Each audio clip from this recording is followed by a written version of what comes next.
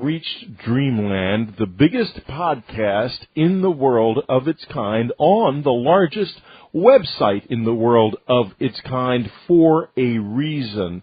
We've received some emails lately asking whether or not the Dreamland Festival this year would really be held. Well, yes, it will. It's filling up very nicely, so if you're interested in going to the Dreamland Festival, do get a ticket. We will be there, for certain. This week on Dreamland, Ann Strieber interviews Dr. John Lerma about the near-death experience, about life after death. He's a hospice physician. He also took the implant out of my left ear, or rather attempted to, and something extraordinary happens during this interview. He talks about a man who was a political insider whom I personally knew back in the day, who indeed was a very deep political insider, and to my astonishment and to Ann's astonishment, he tells a brain-bending story that this guy told him on his deathbed about UFOs, Bill Clinton, and, well, you just have to hear it. And now we'll be right back with the news. Don't miss the Dreamland Festival, June 26th to June 28th. Listen to what William Henry has planned. I'm going to be calling for a new American Revolution of a whole different kind. The kind the Founding Fathers really wanted us to have. Now is the time. Listen to what Ann Strieber has planned. I've read over 500,000 abduction accounts, more than anybody else in the world, and I know things that other researchers don't. And I will tell you things they cannot or dare not. And I will answer your questions based on my unique knowledge. Get your tickets now by clicking on the store tab on unknowncountry.com, then going to the latest. Do it now. Tickets will run out. And last week at this time, I laughingly said, I hope they do run out. However, they are selling very smartly. So, indeed, do go get your tickets if you're going to come. The big news of this week is definitely the X conference that was held in Washington, D.C., featuring people like Nick Pope, Dr. Roger Leir, and Dr. Edgar Mitchell. Edgar said more pointedly than ever before, frankly, we are being visited. We are not alone. It is time, and I'm quoting him now, to put away this embargo of truth about the alien presence. He said, I call upon our government to open up and become a part of the planetary community that is now trying to take our proper role as a spacefaring civilization. Dr. Roger Leir presented truly extraordinary new implant evidence which will be posted in full on unknowncountry.com in the form of a PDF file as soon as it is available. It is analysis of an implant of a scientist who we will be interviewing on the show, who had this amazing object taken out of his body. It was emitting signals in the FM band. It proved to be full of nanoparticles, carbon nanotubes, and when it was analyzed for mineral content, the nickel in it is of a non-Earth isotope. An amazing object indeed, probably the most amazing object ever analyzed. Also at the X conference was Dr. Milton Torres, the 77-year-old retired professor of civil engineering, who was one of the pilots who was ordered to shoot at a UFO over England on May the 20th, 1957. To an entranced audience, he said, I got this blob. It was not a blip, it was a blob. And what that means on a radar screen circa 1957 is it was a very large object. He felt it was as big as an aircraft carrier. He was told to fire upon it, whereupon it took off at Mach 10, something around 7,000 miles an hour. He was then forbidden upon landing by what he describes as a spook ever to speak of the incident, even to his own family. But then in 2008, Britain declassified a batch of Ministry of Defense files on unidentified flying objects, and there was Dr. Torres' story. So now he can speak. out, and it is indeed an astonishing story. The skeptical community has not commented on it because it is beyond comment at this point. We are being visited. It must be faced. On UnknownCountry.com right now, there is a remarkable story. This is a story that lists all of the important people who have stated frankly that UFOs are real, including, of course, Dr. Mitchell. Let's just run down that list. Jimmy Carter. I don't laugh at people anymore when they say they've seen UFOs. I've seen one myself. General Douglas MacArthur, ominously, the next war will be an interplanetary war. The politics of the future will be cosmic or interplanetary. J. Edgar Hoover, recalling an incident that occurred during World War II over at Los Angeles. We must insist on full access to discs recovered. For example, in the L.A. case, the Army grabbed it, would not let us have it for cursory examination. Okay, U.S. government, where is it now? Monsignor Corrado Balducci, extraterrestrial contact is a real phenomenon. Professor Stephen Hawking, of course it's possible that UFOs really do contain aliens, as many people believe, and the government is hushing it up. Remarkable statement from Stephen Hawking. Dr. Herman Oberth, it is my thesis that flying saucers are real and they are spaceships from another solar system. Alan Hynek, when the long-awaited solution to the UFO problem comes, I believe that it will prove to not merely be the next small step in the march of science, but a mighty and totally unexpected quantum leap. Air Chief Marshal Lord Dowding, I am convinced that these objects do exist and that they are not manufactured by any nations on Earth. Ronald Reagan, I looked out the window and saw this white light, and I said to him, let's follow it. We followed it to Bakersfield, and all of a sudden, to our utter amazement, it went straight up into the heavens. When I got off the plane, I told Nancy all about it. Mikhail Gorbachev, the phenomenon of UFOs does exist, and it must be treated seriously. Richard Nixon, I'm not at liberty to discuss the government's knowledge of extraterrestrial UFOs at this time. I am still being personally briefed on this subject. Dr. Walter Rydell, I am completely convinced that UFOs have an out-of-world basis. We need to face this now, as I said before. Stephen Bassett of the X Conference has said that by the end of May, the United States government must disclose something, or it risks being trumped by another government, such as the French government or the British government, or another major government, which is just going to come out and say, let's quit the cover-up. The time is ended. And now we've got a real treat coming up. Ann Strieber and Dr. John Lerma talking about a whole bunch of things beyond the near-death experience. We are going to find some big surprises in this interview about UFOs. We'll be right back. But first, listen to a little excerpt of what's going to be happening in the subscriber section as Marla Fries, a psychic medium, talks to Dr. John Lerma, a scientist interested in the living and the dead, and with some phenomenal results about the physical connection between the soul and the body. You just won't hear this literally anywhere else in the world. Listen up.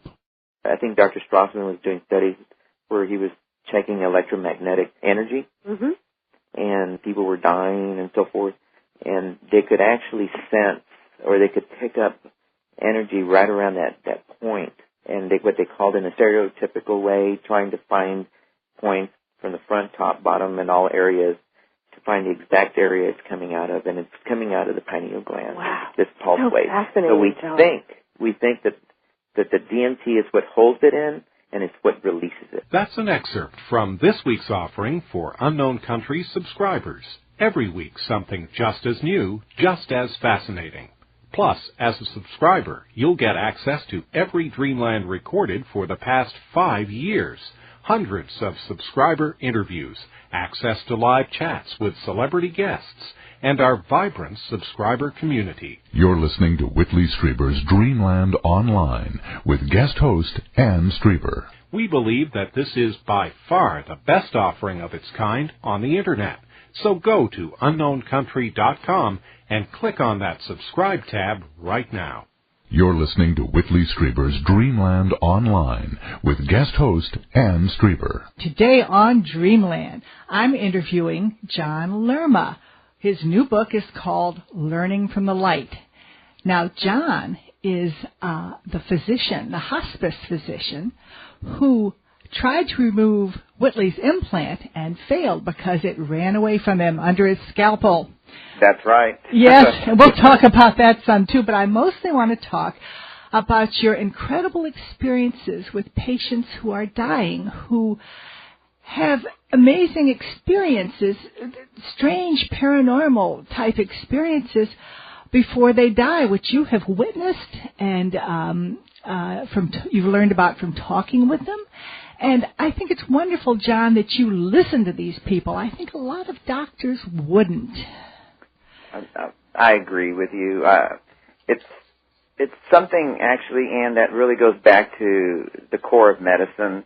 It is to cure and, terminally ill, and of course, there's death, and there's no cure in that. So physicians just tend to shy away from that, and anyone that would go into medical school would obviously see in their teachings that there's nothing about death and near death or pre-death or how to treat these patients. However, in this past year, the Board of Medical Specialties has finally agreed to make hospice, which is the care of the terminally ill, a specialty for medicine. So it's the first specialty that's really treating the whole person, the mind, body, and spirit. And because of this new specialty, physicians, that are going into this specialty, like myself, it's a passion. It's a ministry of sorts. And it combines the spiritual and the medical, and I wouldn't think anybody could do it. Well, and absolutely, and of course, because of that, we're getting together in meetings and groups, and we're starting to discuss these observations we're all having. You're all having the same ones? That's absolutely, absolutely. And of course, we find out all along they've been occurring. And I start asking my mom about it, and we've all heard it. I think every family member has heard that they've lost somebody, usually their grandmother, grandfather, and they've heard them talk to their deceased loved ones. And so these things have been going on for centuries. But science has neglected to look at it till now. Well, they've scoffed at it. Yeah, absolutely. It's a wastebasket diagnosis in terms of putting it in the hallucinatory state. Yes, or they say he was high on meds or something. I've heard near-death experiences described as people being high on their medicine. I mean, I've taken a lot of medicine in my time, and I never had a near-death experience from it. Yeah, absolutely. They always discarded it as that, and even today, most physicians that aren't in the palliative hospice arena are still not believing in it. They still tend to disregard it as hallucinatory or, from fever, from the disease process, or just something that we're not aware of that we can't prove as of yet. It's still not the supernatural. Well, one of the most interesting things I thought you said in your last book, Learning from the Light, which we also interviewed you about, was that you noticed that, and I'm just wondering if other hospice physicians you've met have found the same thing, was that these people would have a visitor shortly before they died, and they didn't necessarily see wings or anything, but it's just somebody came to visit them, and they mentioned it to you, and you would look on the sign-in sheet, and nobody had come to visit them. Am I right? That's absolutely right. And has anybody else you found? Any other doctor found? Oh my God, Ann! This happens now. Now that we interview, I've interviewed now close to over 20 plus thousand patients.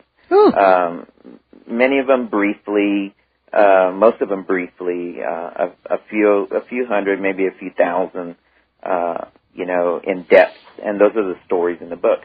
However, what we're seeing a pattern, a very consistent pattern that transcends culture, sex, age, religion, name it. There seeing the same thing. Well, and what it is that they're seeing is it's what you said. They're seeing this visitor, and we figured out the timing now. The timing seems to be in these terminally ill people, of course, terminally ill. Most of the ones I care for have cancer or have had a major stroke or severe Alzheimer's, and they have less than 6 months to live. And it's around the 4-week period. 4 weeks before they die. 4 week, right around the 4 week. My dad died a year ago, right at 4 weeks. Really? He right at about 4 weeks, probably, 28 days. It was somewhere around there that I counted. He saw 2 people, and he was doing fine. He died of heart disease, so he wasn't terminally ill per se. He was reading his newspaper, and he said he saw someone. He heard somebody in the house, and I'm thinking, Dad, weren't you scared? Didn't you think somebody broke in? Or you probably said to him, darn it, why didn't you lock the door? I keep telling you to lock well, the door.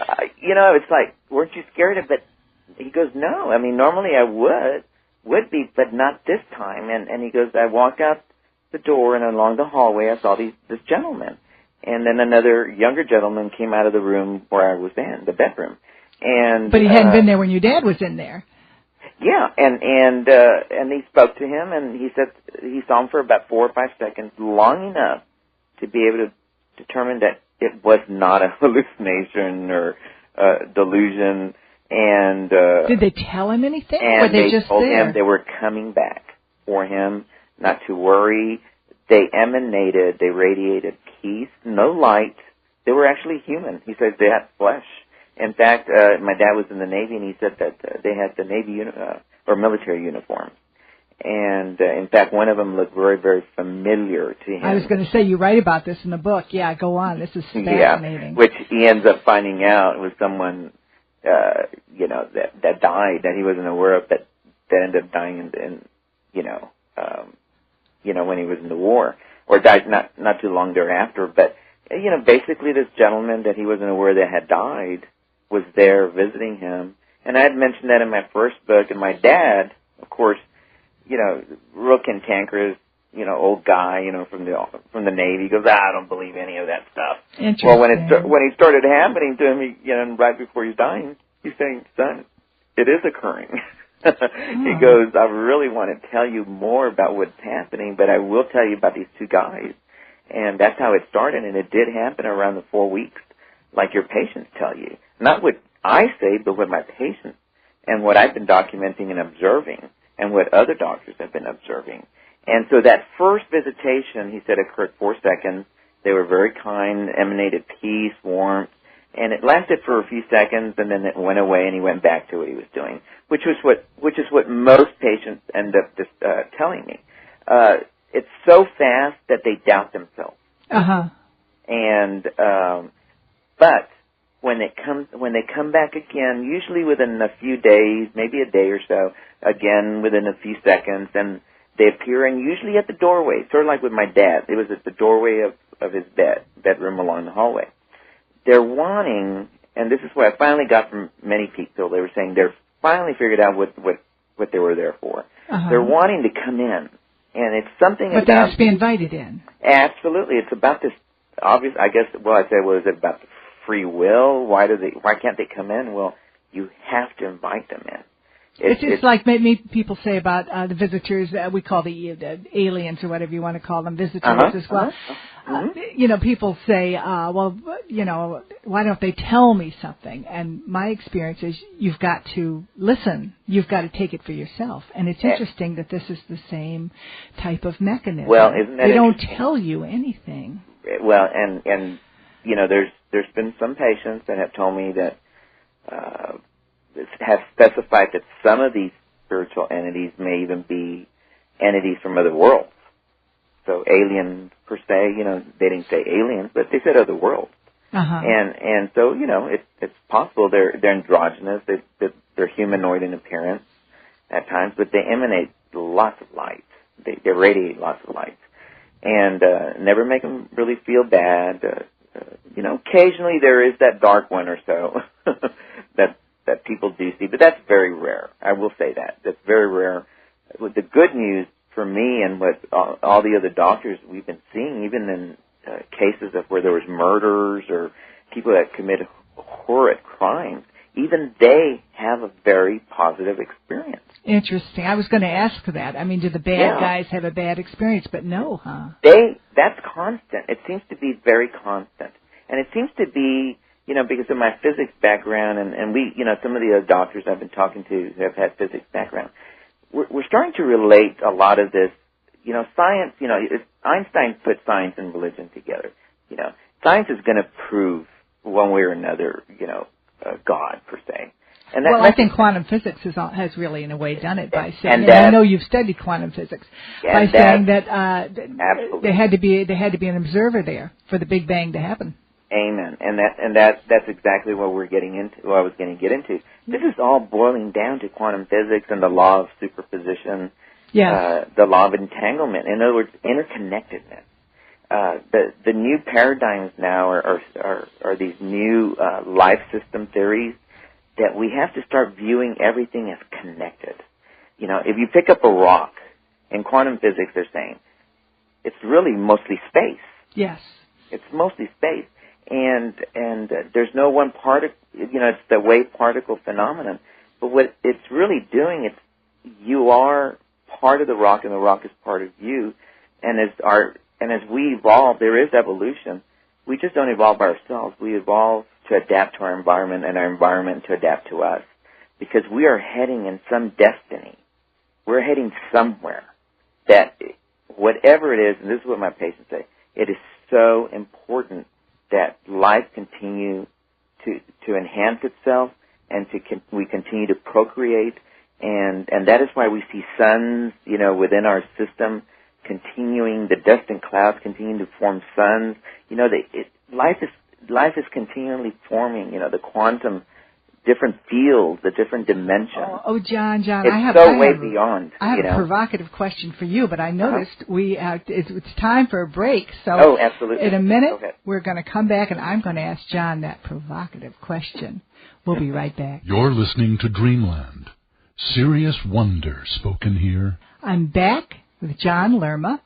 And John, here's that provocative question I wanted to ask you. People say, when they argue over abortion or whatever, and I don't want to talk about that subject, but I hear you. They always say, well, when does the soul enter the fetus? And there've been all kinds of ideas about it, it's the quickening and this and that. But what interests me is you talk about the 4-week point, the 4-week time when people get their visits from angels or dead people or whatever these are. That's almost when the soul is getting ready to leave? Well, yes, they are preparing the soul to leave the body. And we know, we're starting to figure out with these new technologies that are coming out with functional MRIs and these real incredible neuroimaging that's telling us exactly what part of the brain is seeing these things. Oh, really? And you mean, in other words, you've put an fMRI machine on someone who's dying? Absolutely. And I did. We had I had about 30 patients that were willing to do this. Really? Because some of the visions are only occurring for seconds. The logistics is just horrible. I mean, it just doesn't work a lot of times. So in other words, you could see, folks, for those who don't know what an fMRI machine is, you can see what part of the brain lights up and therefore what part of the brain is experiencing something. Absolutely. Mm-hmm. And the biggest problem was getting the patient down there in time while they were having their vision. Yeah. And because most of them are occurring in seconds, I wasn't able to do that. However, that's at the 4-week period. Once we get down to the 3-day period, the 3-day mark, they're hanging out hours, almost all day. And so these visions are occurring almost 24 hours a day. So you put them under the machine and you can just watch the brain. Yeah, and in one of the stories in the book, I'm talking about that girl Sarah who was blind since birth. Yes, that was interesting. Yeah, put her in the machine, and she's blind since birth. The occipital lobe, the back part of the brain, which is responsible for vision. We did her early on, and we also had some subjects that could see, and just to compare it, or that were blind, and neither of them had any kind of neuronal activity lighting up, including that patient. When she started to see, she said that the angels were injecting or were putting these photons, these light particles, which she told me that in the future, this is what the future of medicine was going to occur, but it was nano-electromagnetic particles that were going to bridge the gap of neurons that were injured, either through spinal cord injuries or retinal nerve injuries like hers. Hers was a retinal nerve injury from birth. And so she had the nerves, but they were cut. Uh-huh. They were atrophied. So she just needed something to bypass it. And so she said these nanoparticles. Nano means really tiny. Yeah, very, very tiny, and almost in the quantum state, and bypassed it, and that's how it went back. And we were picking up light in the occipital lobe when she was seeing. So she was seeing. Yes, and so we knew that she was seeing, and she started to draw, and what she drew, of course, she was 20-something years old, and she probably had enough time to learn how to draw. Even though she was blind, she could probably try to fake it. And so some of the nurses and doctors say, well, maybe she's probably faking it. And I go, no, you know what? She can't fake the occipital lobe lighting up. Well, think of how long it takes little kids to draw. I mean, yeah. How were the drawings? I mean, well, they were great. Well, here's the one thing. She drew herself. She looked at the mirror and drew herself. Oh, she had a mirror she could look in. And she knew that that's probably one of the only ways that we would believe her. Really? Other than her telling us what the angels were doing to her nerves. And, was the drawing at all accurate? Absolutely. Picked up it looked pretty close to her hair and the color, and not only that, but the colors, the crayons that I had, she used were accurate. Blonde, yellow. She tried to make her hair blonde, and the blue eyes and the pink outfit she had that we had bought her. She knew it was not pink. She used all the colors that were perfect. And of course, then she started to describe what I was wearing. Oh. So I mean, there's no doubt this lady was seeing, and it was only the last few hours before she died that I was able to get a lot of this information from her. But I ended up leaving that night, and her death. She died. Like most other people, they tend to want to die without family members usually around them, and that's not because it's going to be a horrible thing, because they don't want to hurt the people that are remaining through something so tough like that. And also the other main reason, just a side note, just an FYI. For people that are listening that may have someone that's going through an illness like this, it's real important to give them closure and to give them a lot of time alone, and to tell them it's okay to go alone. But they're never alone, Ann. They count, as this lady counted, I don't know, they're up there in the 13 to 20 to 30 angels, and we're talking light beings, including their family members. Her mom and dad had passed. Anyone that has passed is usually there to meet you and to greet you and to guide you. And that is the purpose of these beings that are occurring. From that first being at the doorway, which is never a family member, it's an angelic being, an alien being, someone that is there to give you the knowledge and to help with your life review and to help you understand what it is that this whole world and the purpose in this world was. And by obtaining that understanding and that knowledge, it's that knowledge. It's like when God said, in the beginning, there was the Word. Let there be light. There was the Word, yeah. There was the Word. And now science and you're looking at the Torah and even the Quran and the Bible, it's sort of proving what their science and mathematics and physics is proving, a lot of these parables. But what he's saying is the Word was there, and in the Word everything was created. So it's about Word, it's about thought, it's about knowledge. And it's in the knowledge where everything is interconnected. And it's in that interconnection that you have to understand that you have to forgive everything and everybody, because do unto others as you do unto yourself. And if you hurt somebody else, you're going to hurt yourself.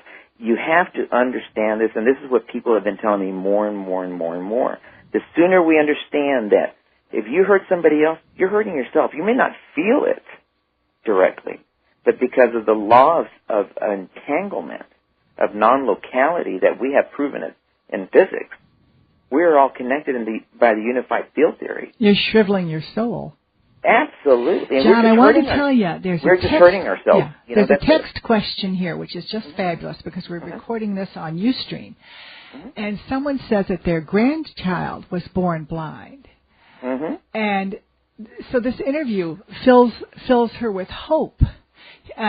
She'll soon be 12 and attends a school for the blind. And here's somebody else saying, I'm a hospice caregiver, and I can tell you from experience that I've had amazing experiences with my patients, and everything you are saying is true. So here is someone else who has, I mean, this just needs to be more generally known. I think it would give people such hope, because in a way the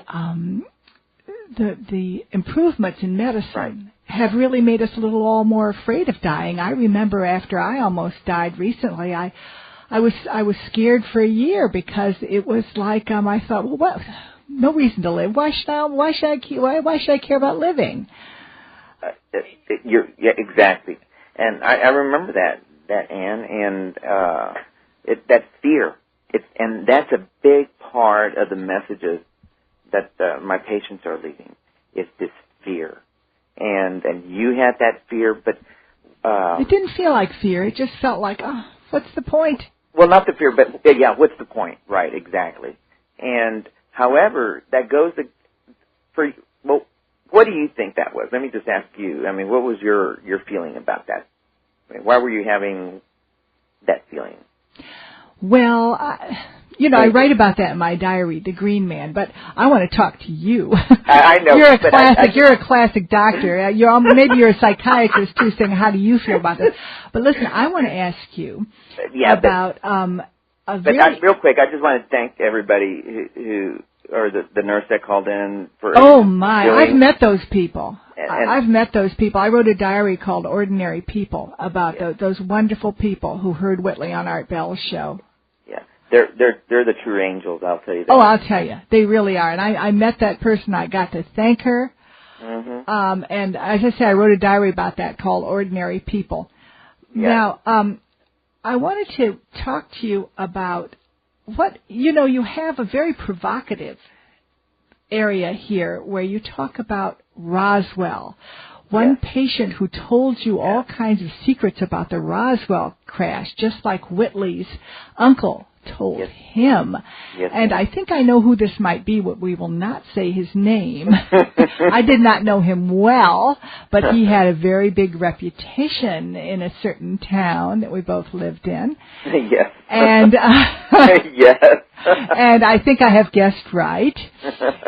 And I think people will be fascinated by this, because I remember you were telling us that he was telling you all kinds of secrets about JFK assassination and things, and we kept saying, John, be careful. You don't want to know that stuff. Be careful. I remember that, and it was sort of scary, I will tell you that. To have that knowledge, but he did tell you about Roswell, and we're going to take a break now, and when we come right back, I want you to tell us all about it. We'll be right back. You're listening to Whitley Strieber's Dreamland Online with guest host Anne Strieber. So, John, tell us what your dying patient told you about the Roswell crash. Well, I will tell you this part you're not aware of. That story is really a combination. I've had actually 3 people that have passed away on my service. Yeah. That were connected either to the Roswell militarily, lived there, or knew the president and actually had seen something. But I will tell you, the one that we're talking, that you and I are connected with, that's the one I want to talk about. Yeah. But I will tell you, this gentleman, very powerful gentleman. Yeah.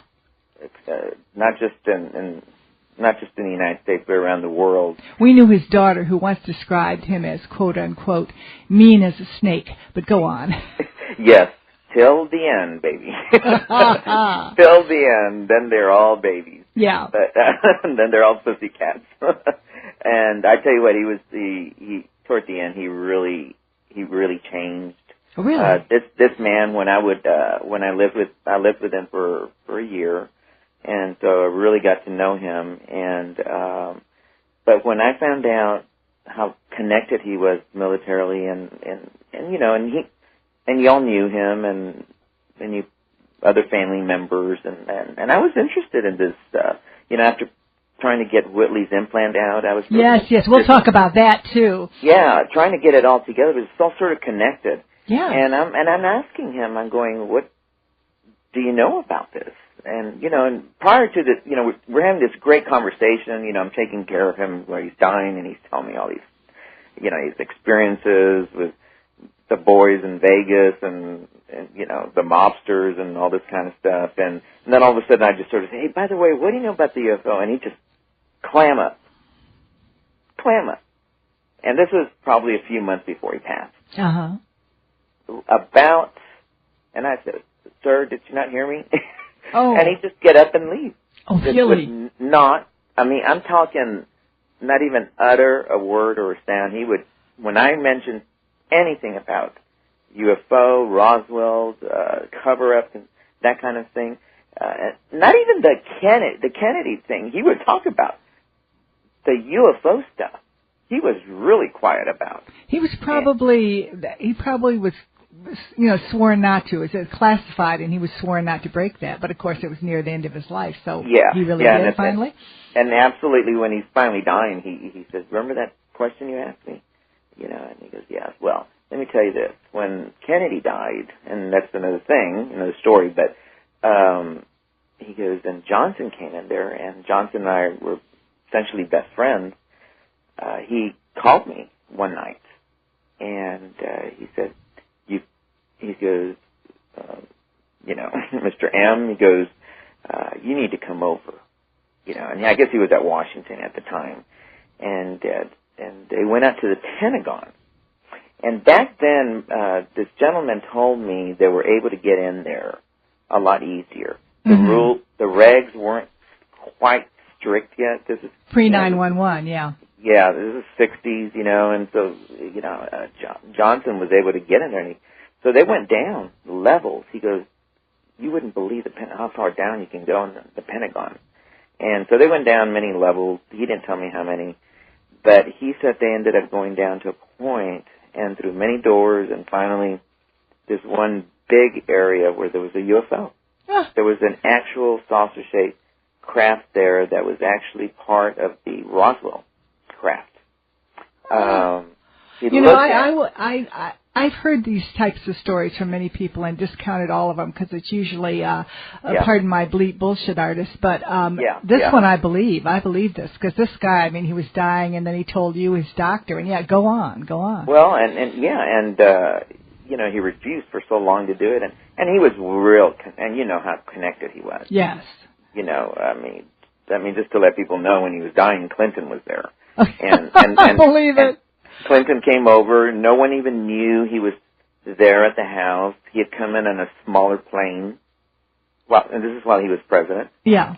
And so this is, you know, Clinton was there, and these other big boys came through as And you mentioned mafia. I mean, he knew everybody who was big in politics and criminality. Yes. And absolutely. And so, you know, Clinton and him, and, you know, they were all connected. But yeah, you know, we're having their, you know, breakfast with Clinton, and I'm going, okay, this guy's really is connected. And they're talking about the Kennedys, and they're talking about this, and they're talking about the Bushes, and then I sort of throw out, hey, what about the UFO? Oh, my. And no, Clinton, we knew Lawrence Rockefeller, who said that Clinton, he tried to bring that up, and Clinton just ran from it. He wouldn't touch it. No, well, the gentleman ended up telling me that by that point there was so much, you know, Bush had come in and really was one of the guys that worked together with whoever it was that really put a stop to all that. That the presidents from that point on, it was only on a need-to-know basis. The first Bush. Absolutely. Yeah, and that was why he was CIA director. Oh, that's right, he was. Because Clinton was telling me that Bush denied him the right to know. And so, yeah, so there was a lot of changes already that had transpired from that. But what did the UFO look like? We all want to know. He said it. He said it was incredible. It was probably it wasn't that big. What do you say about? Probably 6 stories. Well, maybe it is sort of big. I don't know. Big. I've heard of bigger ones, but I've heard the size of the football. Yeah, about 6 stories in length, and about and they're way down there, and these places are so big. He said you wouldn't believe you were so many levels down underground, and he always wondered how they make these things in front of right in the midst of where people live. How are they creating all this underground bases and stuff? But he said it was about 60 feet and maybe about 4 or 5, even 6 stories up as well. Very, very shiny. He got to touch it. Really? He goes, there was no seams at all. Interesting. Just like what you hear about. Yeah. No seams. He goes, they couldn't see where the door was. They were working on it. There were some gentlemen working on it, and had they gone into it? Had they found an entrance? They did not. That's one thing he said. He said he had to leave. Something that had occurred. They were working on something, and I think, and it's what he said. They were going to open it up, and they weren't allowed to go in to even look at it. And that Johnson had told him, "You need to leave." Oh. And it was about when they were going to go, but he did look back, and he did see it open up. Really? He said it was just the most amazing thing. It just opened up from a seamless metal that wasn't really like metal. It was very, very light, and it just opened up, and it opened up with some steps coming down. Almost like a typical UFO, I guess is what he was trying to say. And this was back in the 40s, So if it was an alien UFO, then this is what he was getting at.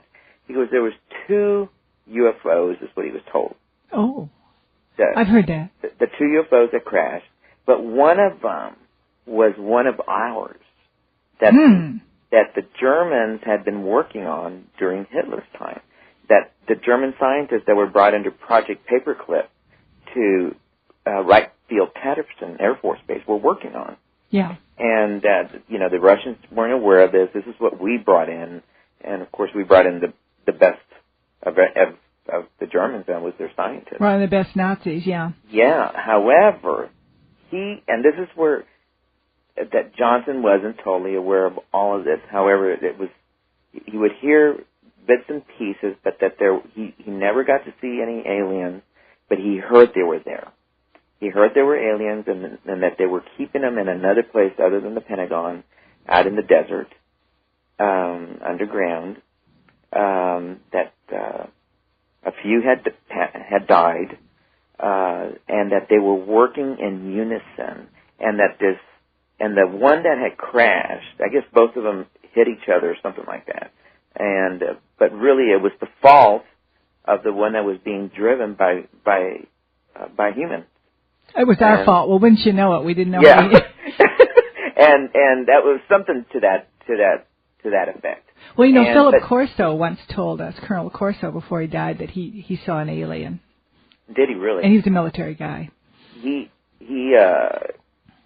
spoke about him. That gentleman. This gentleman that we're talking about spoke about him and said that he was very, very, very powerful gentleman. Of course. And very, very powerful gentleman, and that didn't surprise me, and that powerful. And but they used him for a lot of other things. He had to pass so many things. But this group of people, they are so well connected, and back then it was the good old boys. Yeah. The Johnson administration, and before that, Truman and so forth. Kennedy was the one, he was fighting it.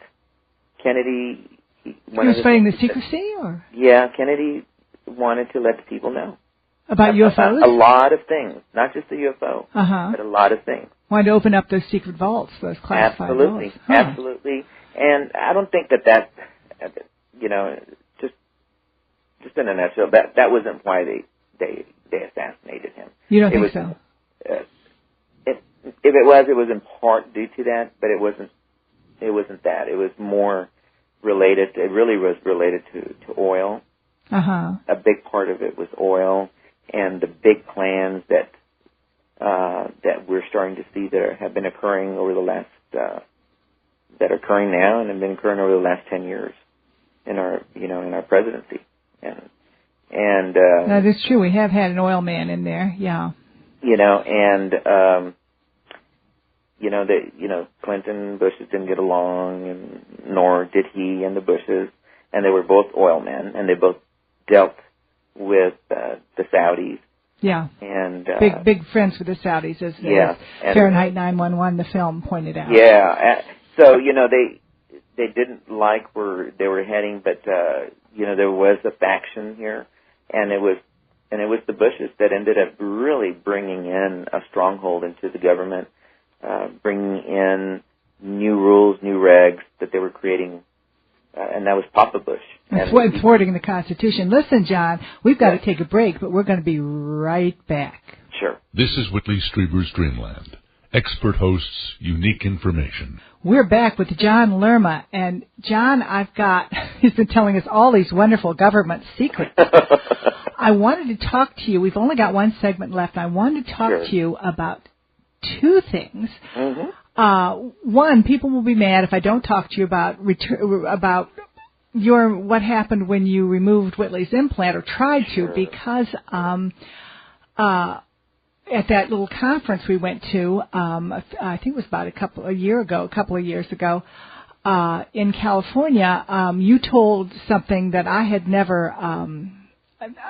never realized, which was how you sent it to pathology lab, plus the blood test you took from Whitley, the blood sample revealed something that you figured out. So tell us about those things. Well, yeah, and remind me to tell you something real quick about that gentleman, that cosmologist that was there that we thought was sort of odd, that passed away.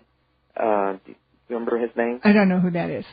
But he died and he had colon cancer. It came out, but anyway, he was right next to my room, and it was really odd about how that sort of occurred. But when he was there, was telling me that he had been seeing things. And little did I know. He was talking to the right guy. You remember that guy that was real pale, and he was talking about the Mars tunnels and all that? Oh, yes, vaguely.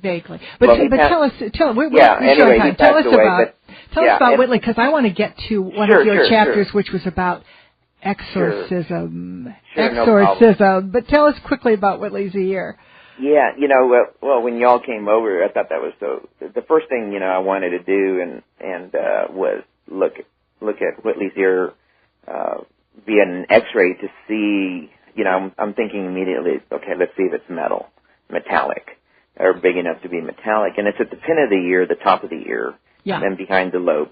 And so we look at the X-ray, it's opaque, I see something there, but it looks cystic. So I was almost sure it was a cyst. Yeah. Okay. And so, y'all are filming it, and that's fine. So I'm like anyone else any other surgeon that's going to open it up, you make sure that where it's at, and then it's fixed to the area. Yeah. And this was fixed to the cartilage. Yeah. I mean, there's no movement of this cyst. I'm your cysts don't move around, which none I've ever have had. Squeezing it, and it's not moving anywhere. Yeah. Okay, and I'm going, okay, this is going to be easy to cut it out. I make the incision, I expose it, I go in there and to try to grab it with a hemostat, and it moves. Oh. You never heard of anything like this, did you? No.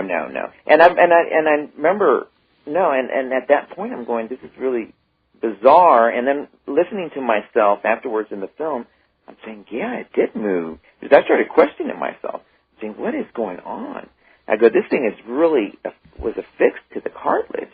And so I'm grabbing it, and and it keeps moving but that first grab, I was able to grab a piece of it. Mm-hmm. And I think that was the biggest piece I got. And after that, I kept cutting down to locate it because it went under the skin again. And again, it keeps moving. And that was when I finally told Whitley, and both of you, I go, I'm not going to keep cutting your ear. Yeah, you said I'm going to have to cut your ear off if I keep. I go all the way down. I'm not going to do this. I've got a piece of it. Let's see what it is. Let's just make sure. And I don't think we said okay, fine, and we sort of let it go at that. We drew some blood. The results came back later. I get the results from the pathologist. So I'm looking at both of those things together because he's calling me the charts right in front of me. I'm looking at the blood results, his CBC, red count, white count, fine. But then you divide your white count into lymphs and neutrophils to determine whether you have, either cancer or infections or so forth. But his blood pressure was fine. His no fever. He wasn't sick from anything. But he had a high white count. No. He had a low white count. I'll tell you real quick. Yeah. So kidneys were fine, liver fine. Everything's perfect. Okay. So I look at the lymphocyte count, and it's high. Okay. But if you look at the lymphocyte count and it's high, you look at other markers to determine if it's infectious. Yeah. Okay. And then so when the pathologist called me, okay, which is the same guy that's looking under the microscope, I asked him, what did you think about the CBC, which showed a high lymphocyte count? He goes, well, the lymphs are normal. He goes, so it's nothing. He goes, I'm not sure why. Has he had a fever? Has he complained of anything? He goes, no, absolutely not. And he goes, well, that's bizarre. And he goes, because, lymphocytes, and I believe they change, and they've been noted to change with all astronauts. That's the one thing you see in all astronauts when they come back. Because they've been weightless, right? Exactly. Weightless and partial weightlessness. Oh. Even if you're in some sense of gravity, even if you might have a little bit of gravity within, just being out of our normal gravity of the Earth, just the lymphocytes will change. And so when he wouldn't have squandered about that, except because he made a big deal out of that because of what he saw under the electron microscope. Which was he saw a piece of metal again, which metal. I couldn't see, but I couldn't see, but it was so small. It was a little piece of little metal with crystals immediately around that piece of metal that was cut, or that little piece that I had, with some cilia.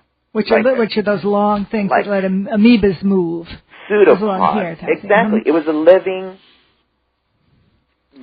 thing. A living piece of metal. With a piece of metal in it. And it's moving, and he didn't know what to make of it. He thought I was playing a trick on him, and I go, how can I play a trick on you? I can't create this. Yeah. I'm not a creator. He goes, what did you do? And it was surviving in the formaldehyde.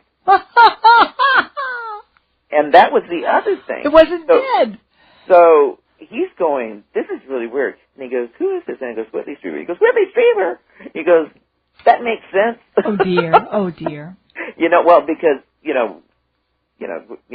we all lived in San Antonio. Yes, yes. Everybody knows Whitley, in the movie and so forth. But it made sense to him, and it made sense to me. And I went and I started looking into the lymphocyte count and all of this. And true enough, it was in episodes of weightlessness.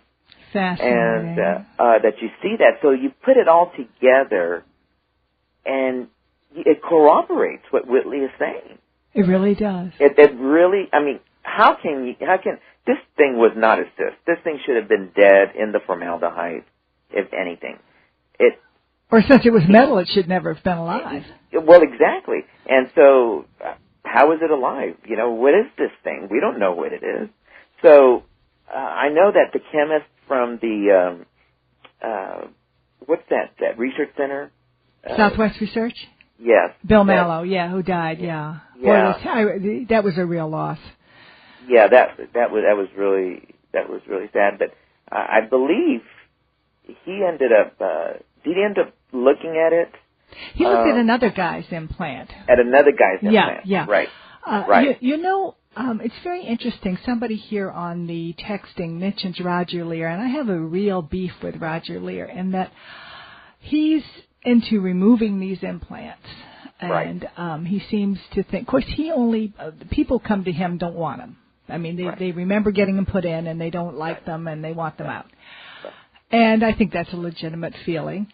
But Whitley finds that he thinks he's learning how to use his. And I'm wondering, he's not quite sure what's happening, but he thinks he might be accessing parallel universes or using it to time travel. Now, this is all very subtle, but it's very interesting. It's almost as if it said, hey, you need me. Don't get rid of me. You need me. I totally agree. I believe it's one of those nano, like that blind girl was, one of those new nano electromagnetic deals. And why is it that the point of the ear, why did it choose the ear? And that's what this doctor and I were talking about. Because it's next to the temporal lobe. Oh. And the temporal lobe. And that's the place where everything goes on in the brain that we're aware of. We are doing the studies in these pre-deaf people. That's where the CIA had been doing studies on telepathy and precognition, parallel, being able to access, the other wave patterns or dimensions per se, which is the government apparently is working on. They always say they're not, but they are, yes. There's no doubt they are. And I've heard from some friends of mine that are in physics, that are working in Los Alamos, as much as they can say, oh, yeah. He goes, oh, yeah, we're beyond the Star Trek stuff. But at any rate... Well, if we could read minds, we wouldn't have to wonder where Bin Laden was or what he was doing, Oh, yeah, and so once you know that, you know what the government, they just play with us, But the truth is we're a very intelligent species, and there are other species around, and they are helping us, but together the intelligence has just been exponential.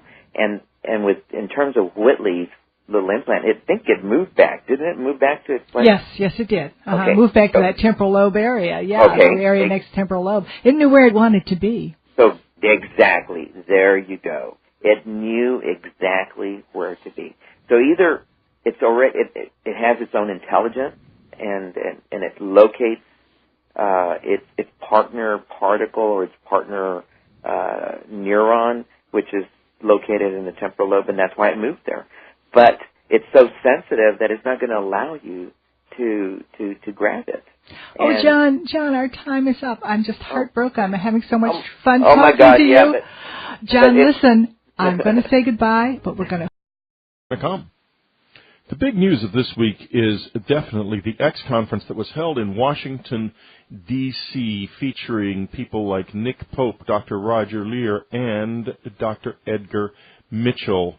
Edgar said more pointedly than ever before, frankly, we are being visited.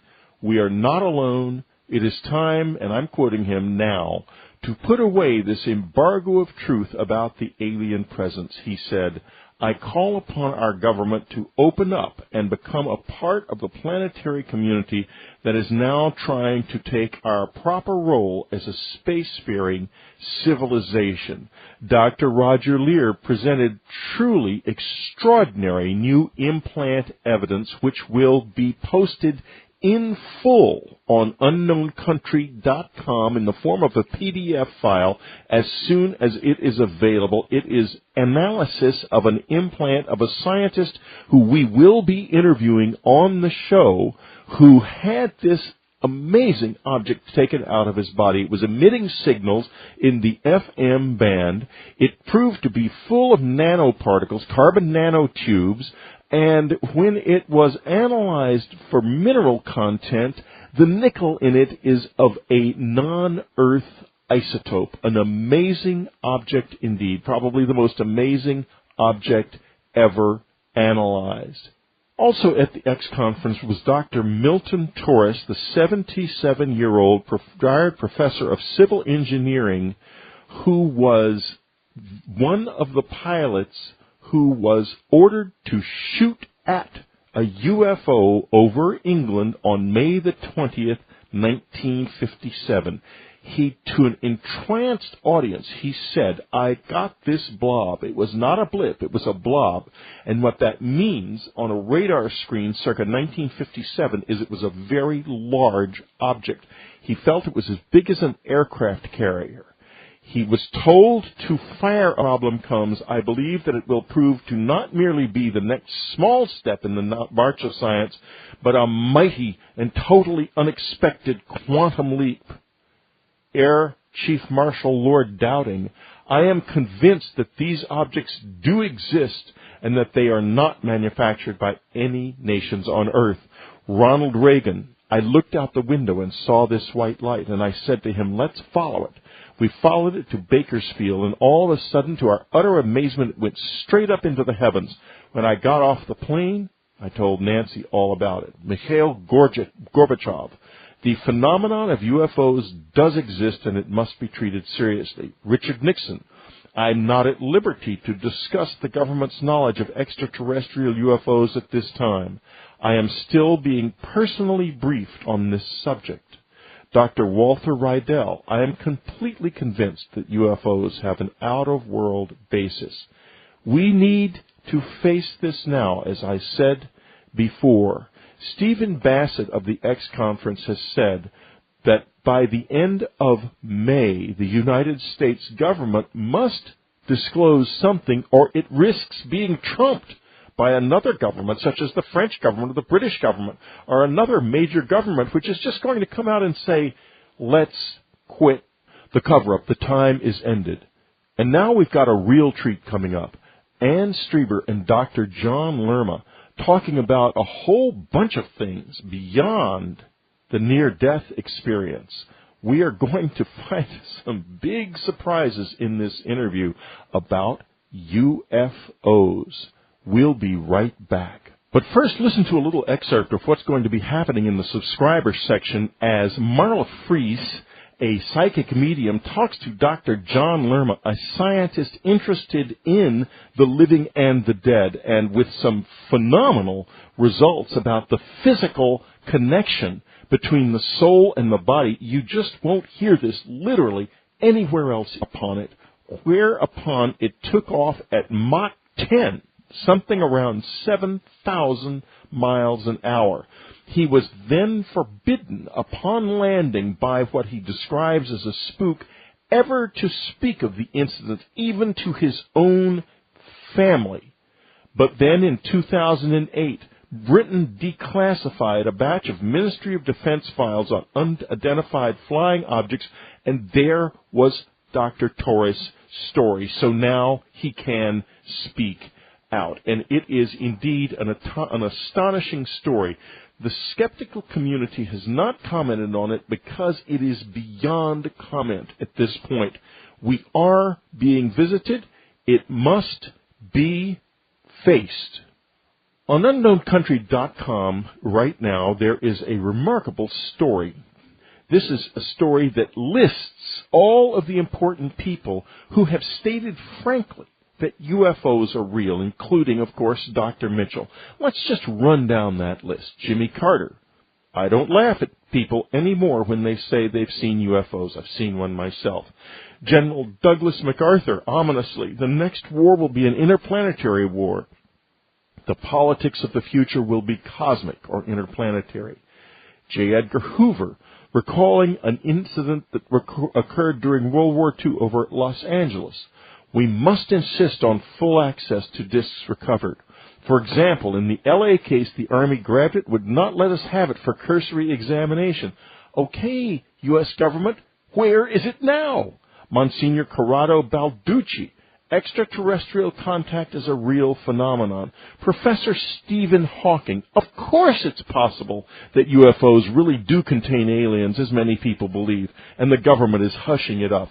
Remarkable statement from Stephen Hawking. Dr. Herman Oberth, it is my thesis that flying saucers are real and they are spaceships from another solar system. Alan Hynek, when the long-awaited solution to the UFO reached Dreamland, the biggest podcast in the world of its kind on the largest website in the world of its kind for a reason. We've received some emails lately asking whether or not the Dreamland Festival this year would really be held. Well, yes, it will. It's filling up very nicely, so if you're interested in going to the Dreamland Festival, do get a ticket. We will be there for certain. This week on Dreamland, Ann Strieber interviews Dr. John Lerma about the near-death experience, about life after death. He's a hospice physician. He also took the implant out of my left ear, or rather attempted to, and something extraordinary happens during this interview. He talks about a man who was a political insider whom I personally knew back in the day, who indeed was a very deep political insider, and to my astonishment and to Ann's astonishment, he tells a brain-bending story that this guy told him on his deathbed about UFOs, Bill Clinton, and, well, you just have to hear it. And now we'll be right back with the news. Don't miss the Dreamland Festival, June 26th to June 28th. Listen to what William Henry has planned. I'm going to be calling for a new American Revolution of a whole different kind. The kind the Founding Fathers really wanted us to have. Now is the time. Listen to what Ann Strieber has planned. I've read over 500,000 abduction accounts, more than anybody else in the world, and I know things that other researchers don't. And I will tell you things they cannot or dare not. And I will answer your questions based on my unique knowledge. Get your tickets now by clicking on the store tab on unknowncountry.com, then going to the latest. Do it now. Tickets will run out. And last week at this time, I laughingly said I hope they do run out. However, they are selling very smartly. So, indeed, do go get your tickets if you're going in the world. Listen up. I think Dr. Strassman was doing studies where he was checking electromagnetic energy, and people were dying and so forth, and they could actually sense, or they could pick up energy right around that point, and what they called in a stereotypical way, trying to find points from the front, top, bottom, and all areas, to find the exact area it's coming out of, and it's coming out of the pineal gland. Wow. This pulse so wave. Fascinating. So we think that the DMT is what holds it in, and it's what releases it. That's an excerpt from this week's offering for Unknown Country subscribers. Every week, something just as new, just as fascinating. Plus, as a subscriber, you'll get access to every Dreamland recorded for the past 5 years. Hundreds of subscriber interviews, access to live chats with celebrity guests, and our vibrant subscriber community. You're listening to Whitley Strieber's Dreamland Online with guest host Ann Strieber. We believe that this is by far the best offering of its kind on the Internet. So go to unknowncountry.com and click on that subscribe tab right now. You're listening to Whitley Strieber's Dreamland Online with guest host Ann Strieber. Today on Dreamland, I'm interviewing John Lerma. His new book is called Learning from the Light. Now, John is the physician, the hospice physician, who tried to remove Whitley's implant and failed because it ran away from him under his scalpel. That's right. Yes, and we'll talk about that some too, but I mostly want to talk about your incredible experiences with patients who are dying, who have amazing experiences, strange paranormal type experiences before they die, which you have witnessed and you've learned about from talking with them. And I think it's wonderful, John, that you listen to these people. I think a lot of doctors wouldn't. I agree with you.